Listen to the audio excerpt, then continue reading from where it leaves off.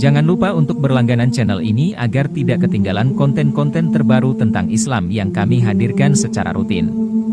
Kami berharap bahwa channel Pecinta Ilmu dapat menjadi sumber inspirasi dan pengetahuan yang bermanfaat bagi Anda semua dalam menemukan kedamaian, kebijaksanaan, dan kesuksesan spiritual. Terima kasih telah bergabung dengan kami di channel Pecinta Ilmu. Mari bersama-sama menuntut ilmu dan memperdalam pemahaman agama Islam. Selamat menikmati perjalanan spiritual kita.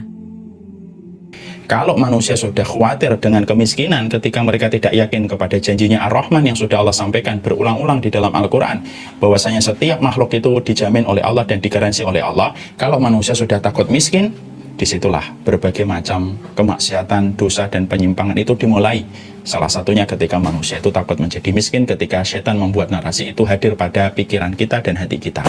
Makanya orang kalau sudah takut miskin, dia bisa berzina. Orang kalau sudah takut miskin, dia bisa membunuh siapapun yang menghalangi dia mendapatkan rezeki dan mendapatkan dunia. Orang kalau sudah takut miskin, dia bisa melakukan apa saja.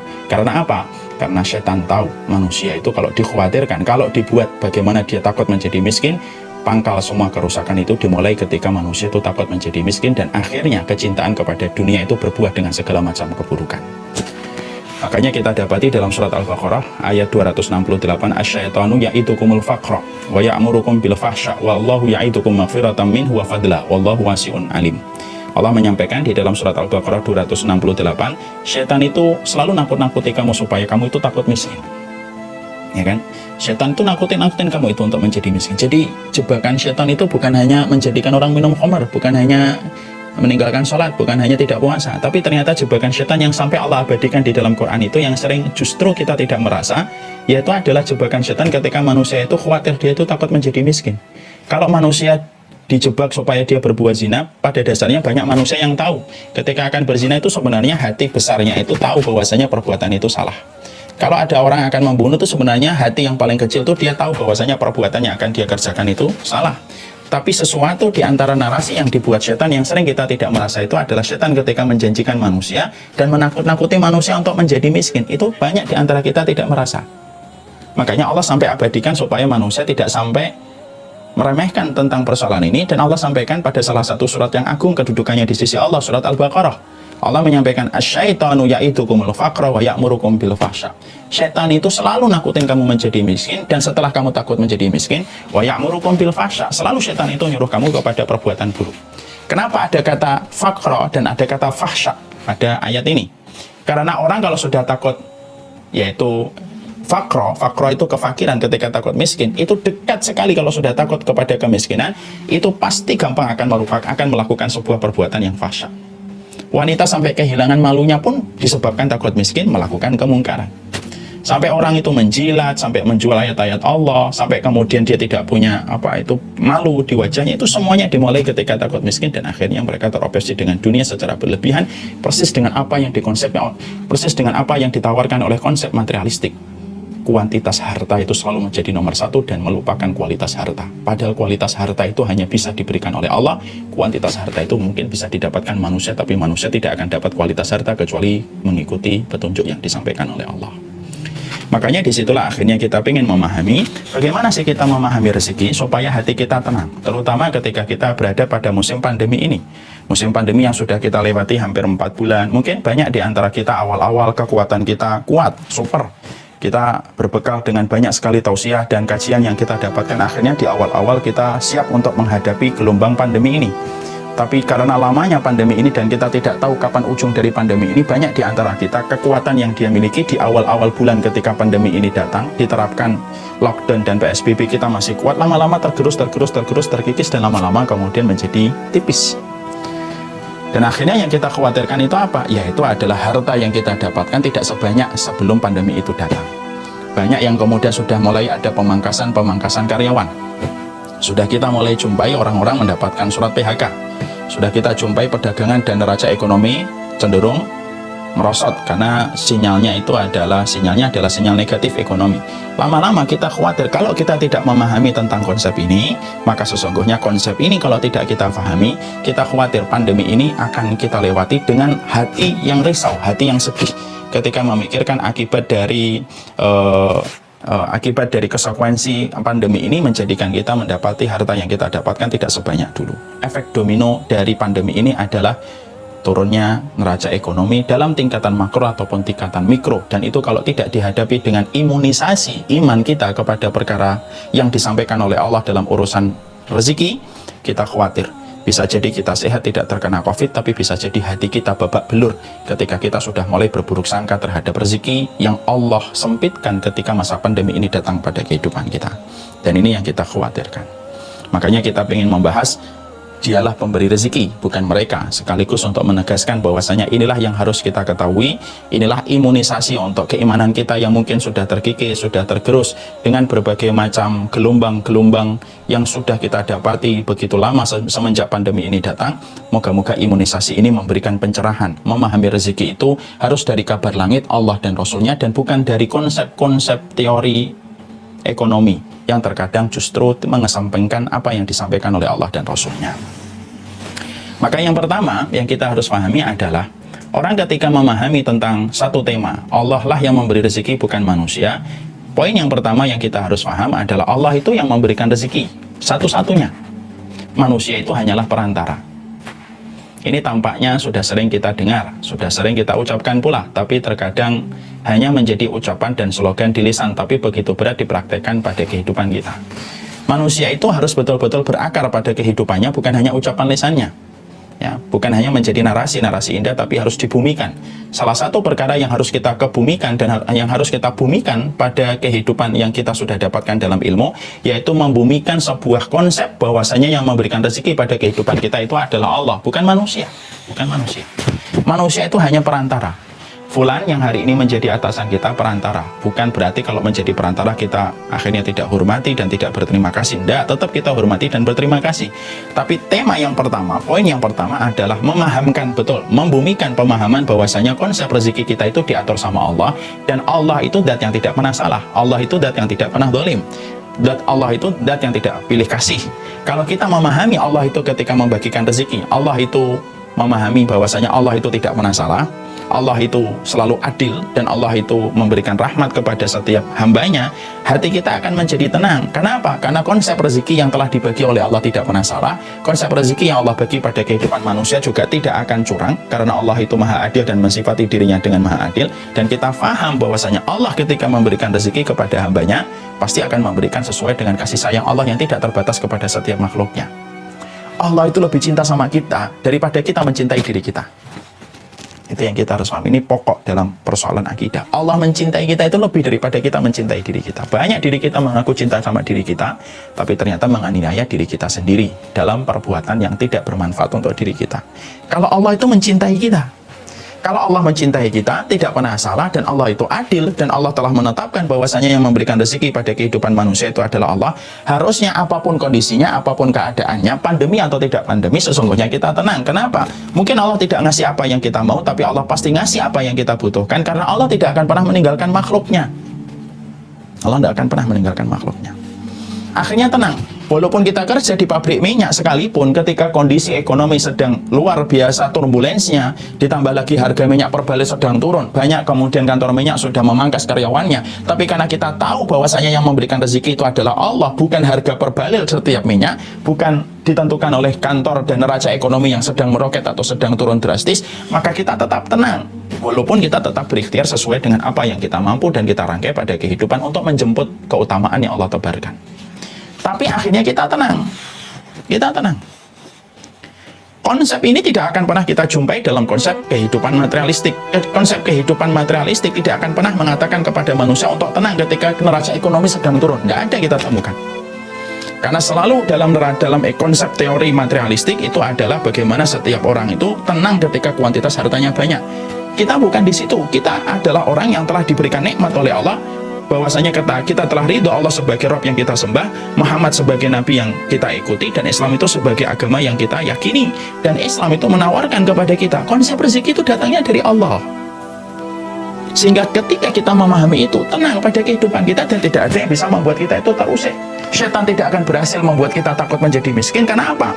Karena sesungguhnya miskin itu mentalitas. Merasa kurang itu mentalitas yang dibuat oleh setan. Kenapa? Mungkin ada yang fakir, tapi insya Allah walaupun dia fakir akan dicukupi oleh Allah. Karena konsep Allah ketika membagi rezeki, Allah memberi apa yang dibutuhkan walaupun terkadang tidak memberi apa yang kita inginkan. Akhirnya tenang dan bersahaja, tidak risau dan tidak gelisah. Makanya saya sering mengulang-ulang sebuah hal ya, yang mungkin Bapak dan Ibu sudah pernah dapatkan di berbagai macam kesempatan saya mengisi. Saya pernah tertegun dengan sebuah foto nyata, real.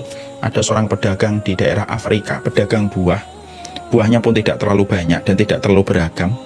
Kemudian dia dagangkan buah itu di atas gerobak. Gerobaknya pun biasa. Bahkan gerobak itu tidak memiliki roda karet, tetapi justru rodanya adalah roda kayu yang dipangkas membuat lingkaran. Dan dia dalam kondisi tenang. Ketika dalam kondisi tenang, yang membuat tertegun adalah sebuah tulisan, yang mungkin tulisan itu dibuat dari orang yang menulis dengan hatinya, sehingga menembus pada hati setiap orang yang membaca. Apa tulisan pada gerobak itu yang membuat kita tertegun? Karena apapun yang disampaikan, ditulis, kalau datang dari hati itu menembus hati. Tulisan pada gerobak itu adalah kaifa akhafu minal faqr wa ana abdul ghani. Gimana saya itu takut menjadi miskin kalau saya adalah makhluk dari zat yang maha kaya, yaitu adalah Allah Subhanahu wa taala. Apa yang saya khawatirkan kalau saya adalah makhluk dari zat yang maha kaya, yaitu adalah Allah. Padahal bukan mobil Mercedes yang dia miliki, bukan mobil Ferrari yang dia punya, bukan mobil Mustang yang kemudian dia miliki, tapi hanyalah gerobak sederhana. Dengan kondisi gerobak itu bagaimana rodanya dari lingkaran kayu yang dibuat sama beliau, tapi dia begitu tenang menjajakan buahnya. Tidak ada frustasi, tidak ada depresi, yang kadang-kadang justru kita lihat di banyak kantor di akhir tahun banyak yang depresi dan frustasi.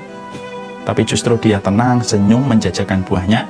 Dan sesungguhnya ketenangan itu dimulai dari sebuah keyakinan mantap dari palung hatinya dan dalam jiwanya, ketika dia beranggapan bahwasanya gimana saya itu takut menjadi miskin kalau saya adalah zat dari zat yang maha kaya, kalau saya adalah makhluk dari zat yang maha kaya.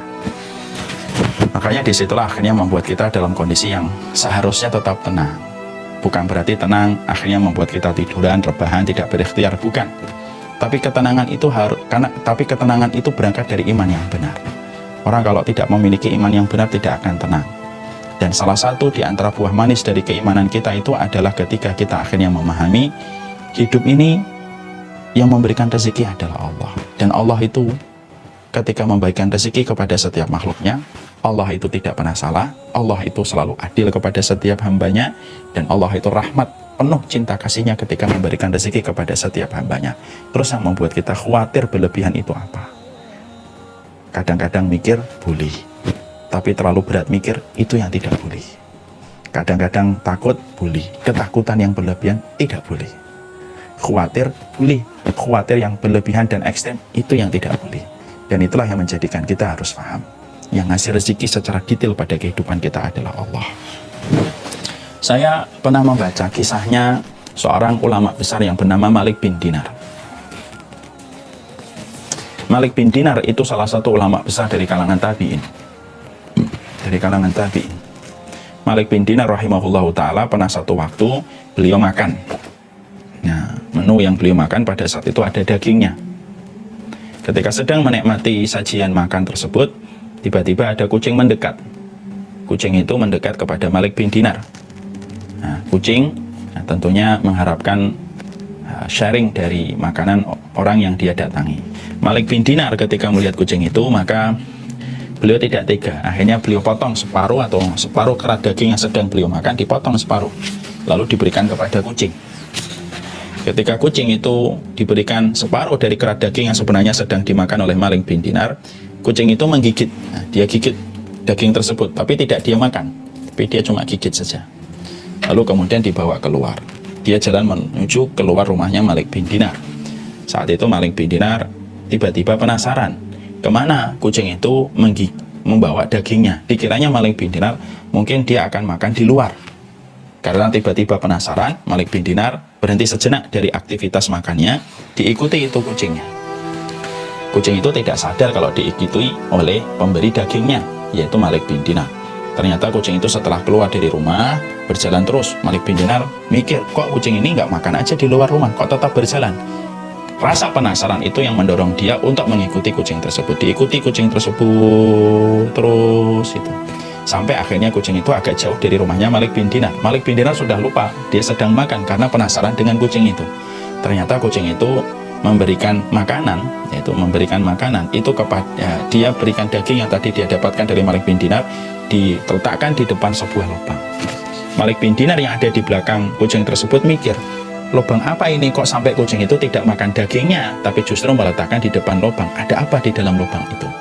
Baru saja pertanyaan itu berkecamuk di dalam dirinya Malik bin Dinar, langsung terjawab. Tiba-tiba keluarlah di dalam lubang tersebut ular dalam kondisi buta dan dalam kondisi kulitnya tua, kelihatan karena kondisinya. Dan ternyata ular tersebut dalam kondisi mengendus-ngendus daging yang diantarkan dalam tanda kutip oleh kucing, ngambil, makan, lalu ular itu masuk kembali ke dalam lubang tersebut.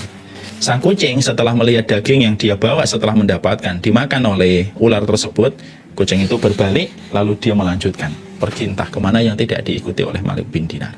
Malik bin Dinar ketika melihat kejadian itu tertegun, gemetar, lalu beliau berkata, kalaulah ular di dalam lubang, dalam kondisi buta, dalam kondisi tua, ternyata Allah kirimkan rezeki ular itu dari seekor kucing yang mendapatkan daging, tapi dia rela kucing itu untuk menenggelam, untuk menggugurkan fitrahnya untuk makan daging, lalu diatur hatinya, diatur oleh Allah, diatur dia untuk kemudian dia itu membawa daging itu ke depan sebuah lubang yang notabene kucing sama ular itu tidak pernah rukun, yang notabene ular dan kucing itu bukan hewan yang mereka itu sering berdampingan, bukan, tapi diatur oleh Allah untuk dilangkahkan kakinya di depan lubang itu sampai sang ular itu memakan apa yang ada di dalam, apa yang diantarkan oleh kucing tersebut, sampai kemudian ular itu mendapatkan rezeki dan masuk ke dalam lubang tersebut. Maka disitulah Malik bin Dinar berkata, terus yang membuatku khawatir terhadap rezeki itu apa? Kalau Allah sudah sedemikian detail mengatur rezeki sampai ular yang buta dan tua di dalam lubang pun Allah atur rezekinya dari sesuatu yang sebenarnya tidak sesuai dengan logika kita, ketika kucing itu bisa mengantarkan daging kepada ular. Itu kan luar biasa. Makanya sampai kita jumpai ada salah satu ulama lagi yang bernama Makhul. Makhul ini ulama besar sampai kemudian beliau berkata, kalau ada orang, ada manusia, kalau sampai kemudian dia merasa khawatir, dia merasa bingung dengan konsep rezeki yang telah Allah atur pada kehidupannya, seharusnya setiap orang yang khawatir itu menilik kembali bagaimana konsepnya dia dulu ketika masih menjadi bayi di dalam rahim ibunya. Bayi itu kalau di dalam rahim ibu itu tenang, tidak pernah khawatir, tidak pernah dia merasa risau. Dan ternyata rezeki bayi di dalam perut ibunya itu dari sesuatu yang tidak pernah kita duga. Dari mana? Dari siklus bulanan ibunya yang ditutup oleh Allah ketika ibunya itu hamil, lalu siklus bulanan itu dirubah menjadi saripati-saripati makanan, melalui pusarnya dia nyedot itu dari ibunya, dari siklus bulanan ibunya yang ditutup sama Allah. Ketika bayi itu kemudian lahir, bayi itu sempat nangis karena dia mendapati tempat yang baru. Sebagian ulama ada yang mengatakan nangisnya karena ditampar sama syaitan. Kemudian satu riwayat mengatakan dia tahu tempat yang baru. Ketika nangis, maka rezekinya ketika dipotong pusarnya, maka dia sempat bingung, kemana rezeki saya ini dipotong pusar saya. Tapi ketika dia digendong sama ibunya dan didekatkan ke dada ibunya, langsung bayi itu tenang. Kenapa? Karena tahu rezekinya sekarang pindah ke dada ibunya.